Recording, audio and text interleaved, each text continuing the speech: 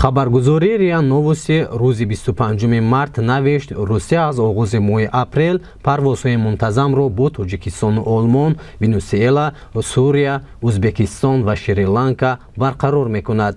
Мақомоти Тоҷикистон ҳанӯз дар ин бора хабар надоданд.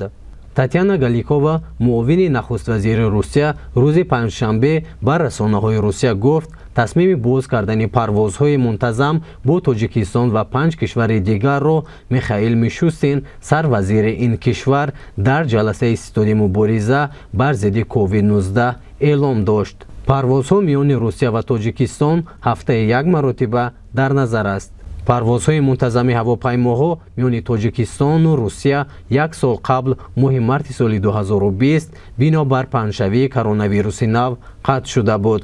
То кунун ширкатҳо танҳо бо парвозҳои чартерӣ шаҳрвандонро аз Русия ба Тоҷикистон меоварданд ва ё аз Тоҷикистон ба Русия мебурданд. мақомоти Тоҷикистон ҳанӯз тобистони соли гузашта гуфтанд, ки барои ҷорӣ намудани парвозҳои мунтазам бо Русия омода ҳастанд.